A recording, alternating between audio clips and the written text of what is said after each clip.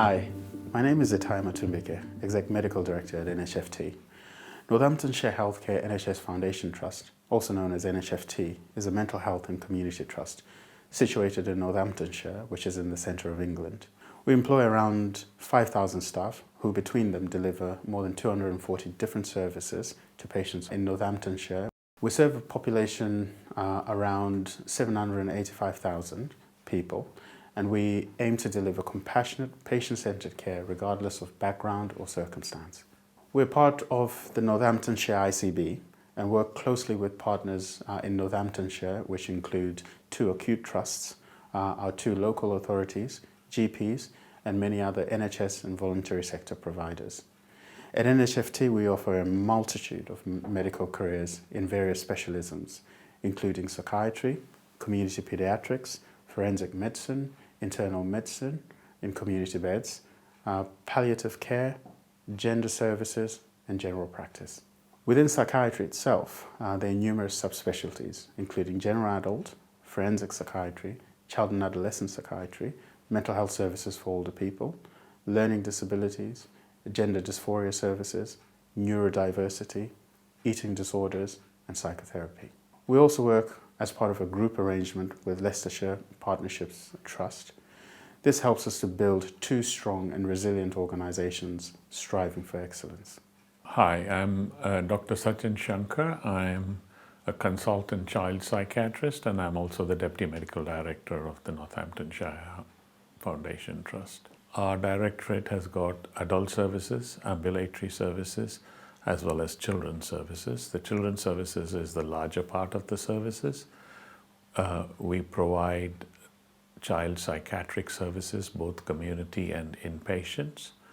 We also provide support to learning disability children, as well as looked after children and children with neurodisabilities like autism. We also do community pediatrics and support special schools. When it comes to the other services, we provide palliative care and community beds.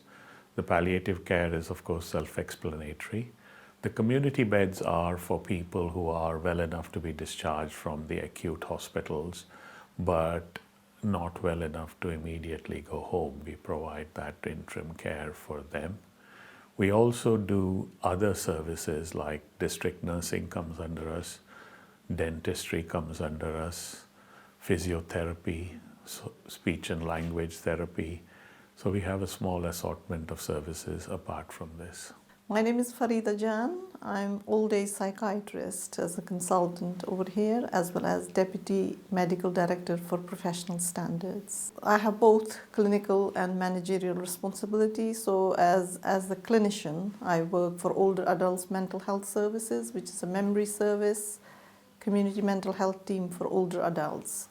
And as a part of management, I work as a Deputy Medical Director of Professional Standards, which means being involved with appraisal, revalidation for the medical staff, as well as in the process of setting up a mentorship scheme for colleagues in partnership with other trusts. My name is Dr. Bharat Lakappa. I'm the Deputy Medical Director for Mental Health and LDA in NHFT. The role of the Deputy Medical Director includes operational and clinical governance management of the Mental Health Directorate, including LDA. As part of that, I work closely with the clinical directors for the different directorates and also work with the patient safety team, operational team, and also look at the different kind of strategies and planning involved in delivering mental health care at the Trust. My name is Dolapo Odekbaro, and I'm a consultant in older adult psychiatry. And I'm also newly appointed Clinical Director for the Older People's Service, as well as Learning Disabilities. My responsibilities include treating older adults based in Northampton. I'm an outpatient consultant, and I deal with both the organic aspects, which has to do with memory assessments. So we get referred patients that have memory difficulties, mostly from the GP, but other services as well, including the acute hospitals. And we assess them, carry out investigations, we diagnose and we treat them and provide post-diagnosis support as well. And I also treat functional patients, so functional patients within the older adult service as well, so the usual depression, anxiety, and psychotic illnesses. My clinical director job is in addition to that, so that's more management. So I have to manage all the doctors within the older persons directorate as well as learning disability. I am Rajesh and I'm a clinical director for 3 services. But those services are palliative care, community-based and ICT. But I work in community pediatrics as a consultant. I feel very proud to be sort of managing these services simply because there's a team of very dedicated clinicians, which has made my job very easy. And they're very passionate about what they do. So because I'm a community pediatric person, for me it is managing services that I don't work in. So that makes my job very easy. The 3 services, palliative care, we provide specialist palliative care services to people with long-term conditions who are within 12 months of their life expectancy. We've got 2 hospices. We have got, these services are also provided by domiciliary visits, and also we provide input into the acute setup in Kettering Hospital and in Northampton. We've got community beds in 4 different sites, and each of them has roughly about 15 to 16 or 20 beds. In one site, we also have got a stroke rehab led by a consultant, which again has 15, 16 beds.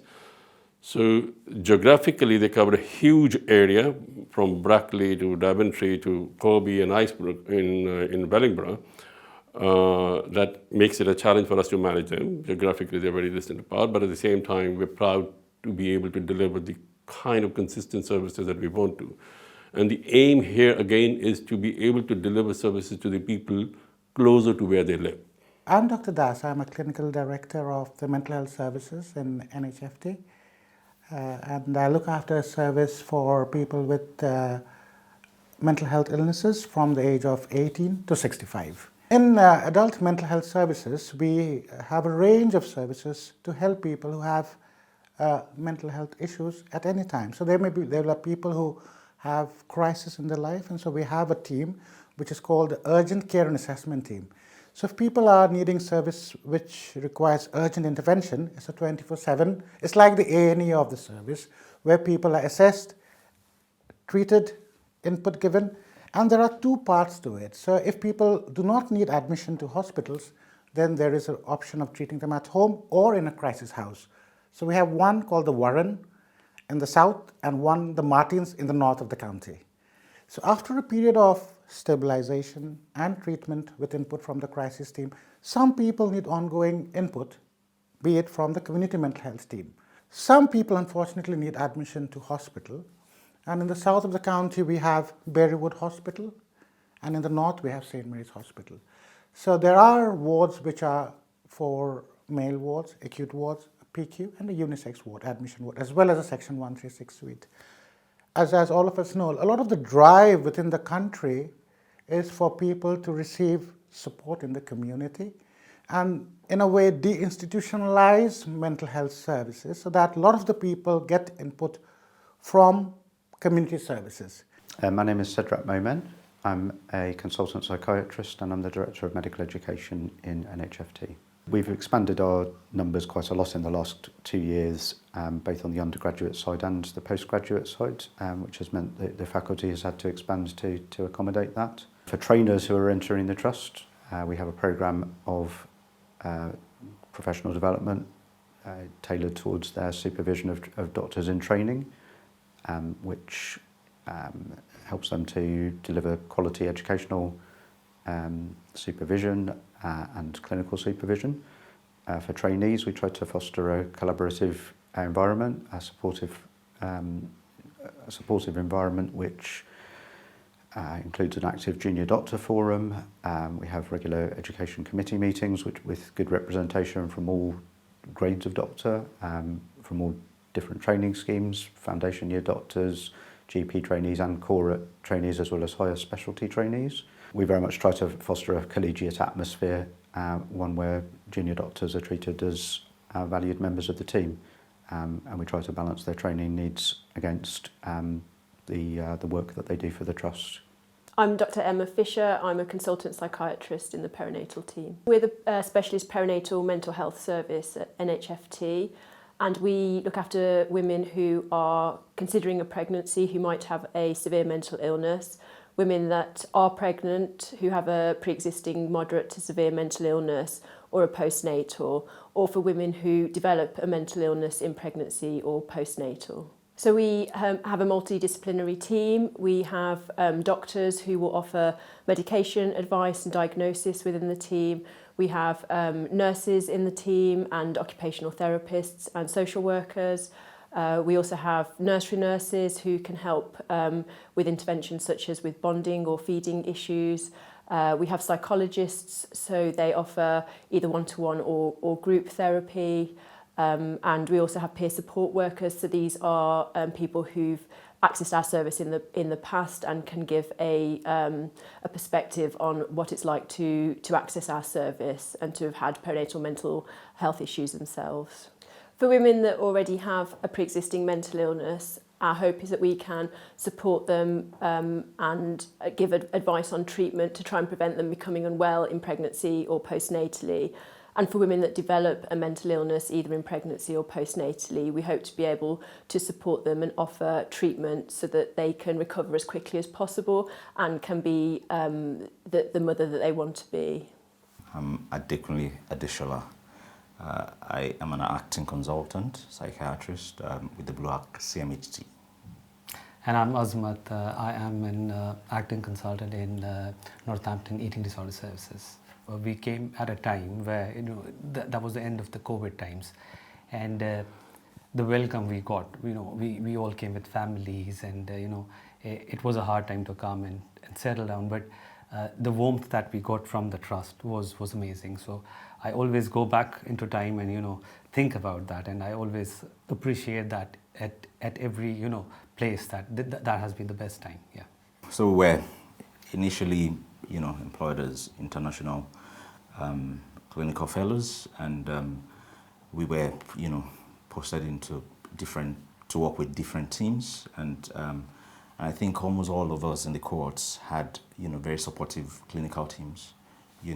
We felt accepted, and we were very, very supported in terms of supervision. And I think for me personally, I worked in an inpatient setting for the first 12 months, and the experience was really was very great in terms of knowing how the system works, working in a multidisciplinary teams, collaborating with different services. So, and that was very instrumental in my progression in terms of where I am currently, because subsequently I transitioned into a community role, which I've been doing for over a year now, and as the medic in one of the CMHTs I earlier spoke about. So that's been my transition into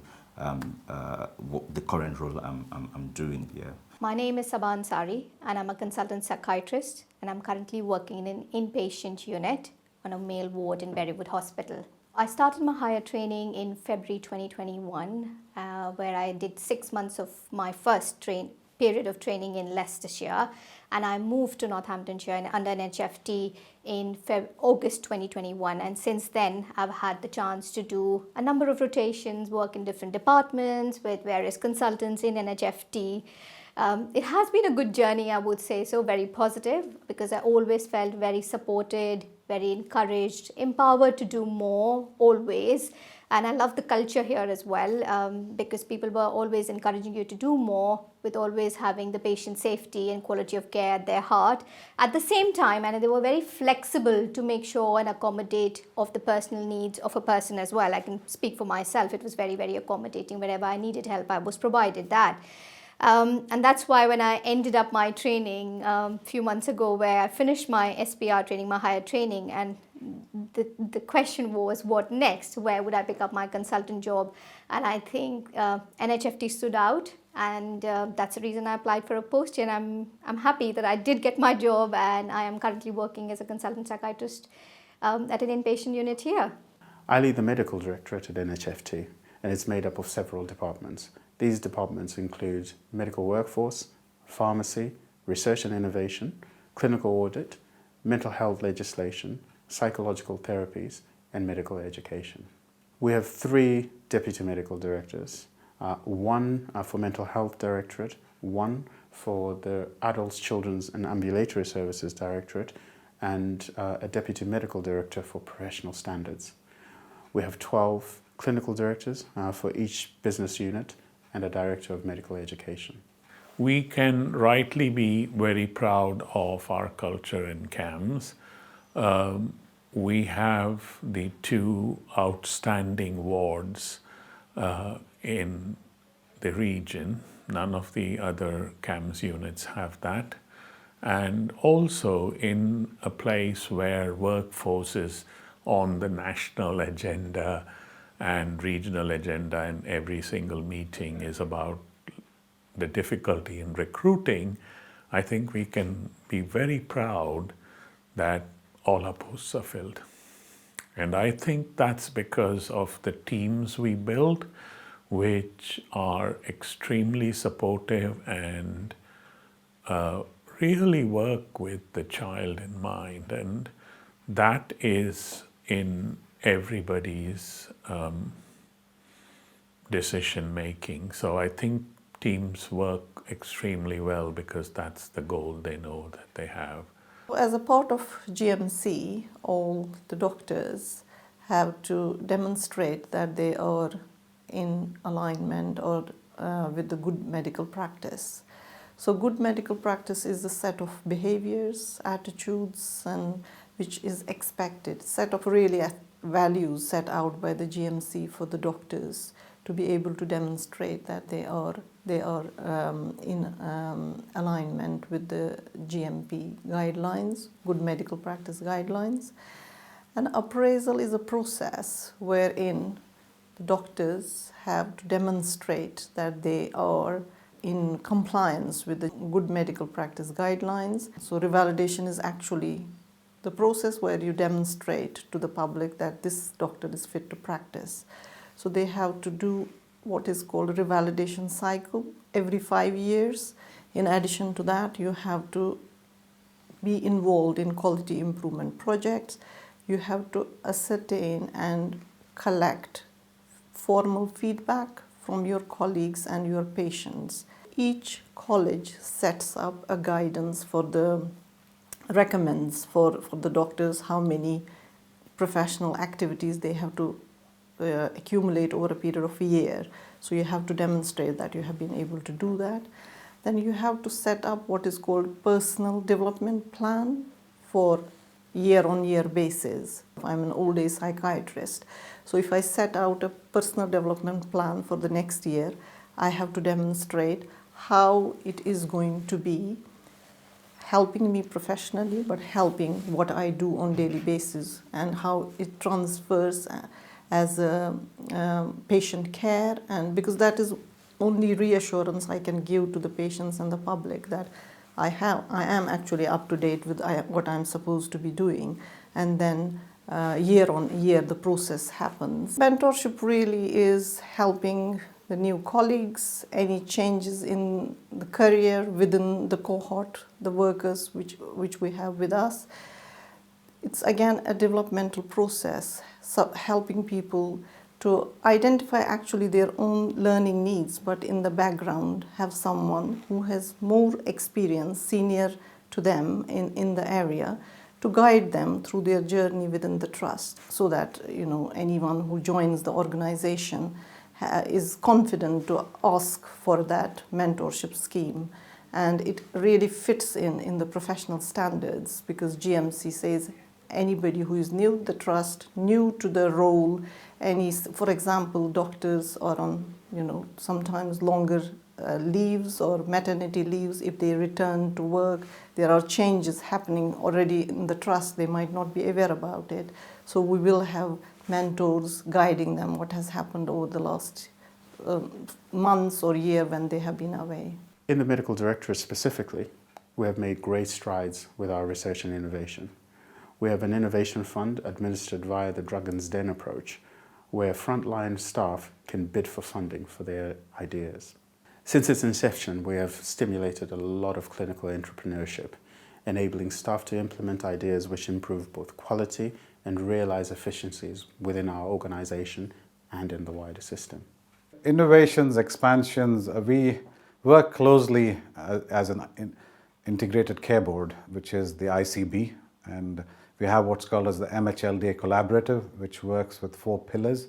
Most of the work is done in a collaboration to understand the population needs and then making sure that we implement it together, looking at outcomes for the best kind of patient care. One of the new things that we've done within the older adult service is to introduce a specialized therapy model for older adults with personality disorders. This was previously not available to older persons, just the general working population. And NHFT is one of the first trusts to introduce the SCM, Structured Clinical Management Pathway, for older people with personality disorders. So that's something that we're quite excited about, and we'll be monitoring the outcomes in our patients. But also, as we all know, the COVID pandemic led to huge waiting lists within our memory service. And we're trying to tackle that with a one-stop shop clinic, so where patients come for an assessment, investigations and diagnosis all in one day.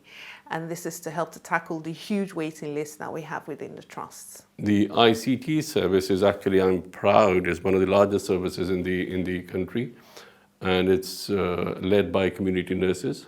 There are about 8 different teams that work together in a very well-oiled machinery.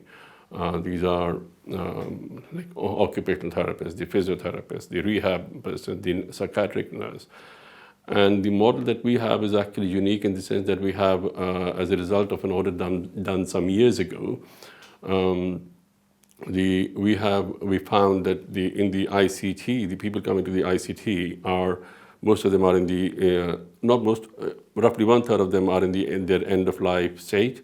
So the model that we have got is an integrated model in the sense we have a specialist palliative care physician working alongside in the team of ICT. And the people that we look after is the people with the long-term conditions who are then taken care of in their homes or in the nursing homes and do not then have to go to the hospital. That avoids hospital admissions.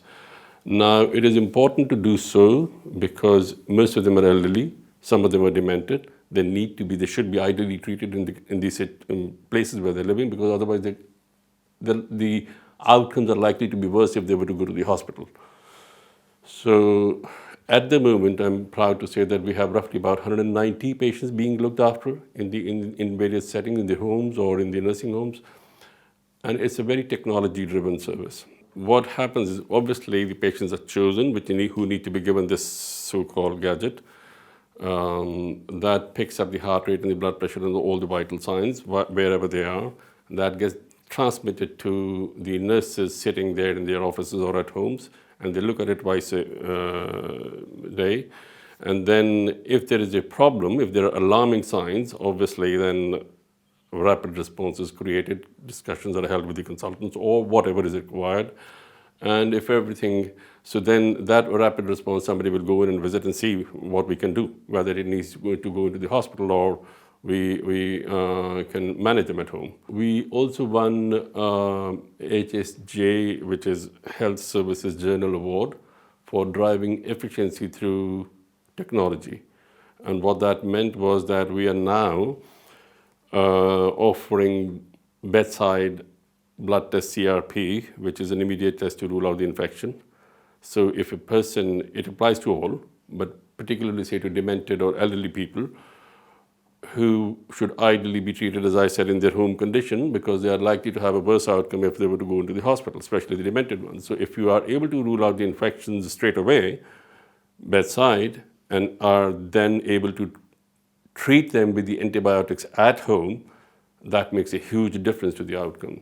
So that's again one of those technology kind of things that that's helping us. What we're proud of is in the year that has ended 23-24, we have been able to educate more than 1,000 people, healthcare, social care professionals, and people from public in these end-of-life care services. And of course, we have a lot of other projects related with the neuromodulation, because we are a unit here in Northamptonshire, which is the National Centre for Neuromodulation. And therefore, we have certain things which are called ketamine treatment for people with treatment-resistant depression, ECT. Above all, it's transcranial magnetic stimulation, which we are considered one of the big centers in the country. We are one of the first in the country to have CRU, which is called the Crisis Response Unit. It's a fascinating way in which the East Midlands Ambulance Services work jointly with a mental health professional from the crisis team to see a person in distress at the home, ensuring that there is a good assessment done regarding the physical health and the mental health, and whether they need the input from the crisis team, from the health, from the general hospital or mental health services. So that assessment is done very quickly, and it's called the ambulance service with mental health services. So it's called the CRU, which is really awesome. We do reasonably well in the National Training Survey. We have had trainees publish research papers. We've had trainees that have taken their professional exams extremely early in their training successfully. We're very proud of those people. We have recently refurbished some of our facilities, and I think that's been a good boost to morale amongst doctors in training. In the future, we are hoping to expand our numbers even more, especially at the higher trainee level. We are aspiring to become a university hospital, and we're pursuing a strategy to attain that. We do have a programme for international medical graduates, which has been recognised by the GMC as being of good quality. It's been praised at a national level. We've had several people pass through that scheme and go into consultant roles. I think there's a lot of change within perinatal mental health services. One of the big changes for us is that we have developed a maternal loss psychology service. So this is specifically for women who've experienced a loss to do with the maternity experience, so that women can access the right psychological support. And that's alongside the main perinatal team. We are also looking to expand our psychological offering generally, so that more women can access psychological support during the perinatal period. We also are looking at how we can support fathers and partners in terms of their mental health in the perinatal period, because we know that can have a big impact on the birthing person's mental health and also the health of the infant. We know that the 1,001 first days of a child's life, that includes pregnancy and the first 2 years postnatally, are very crucial in terms of outcomes for that infant, and therefore we're looking to increase our support up to 2 years postnatally for women. I've worked in various different trusts before. I started working in NHFT as a staff grade and did my higher training in other before I came to NHFT as well. But I think what really resonated to me and my style of working as well is there are no rigid walls here. Yeah, it's a very free flow kind of a thing. People are quite acceptable and flexible to change. So, you can look at improving quality, innovation, so there's a lot of learning and development that takes place, and people encourage you to do that as well.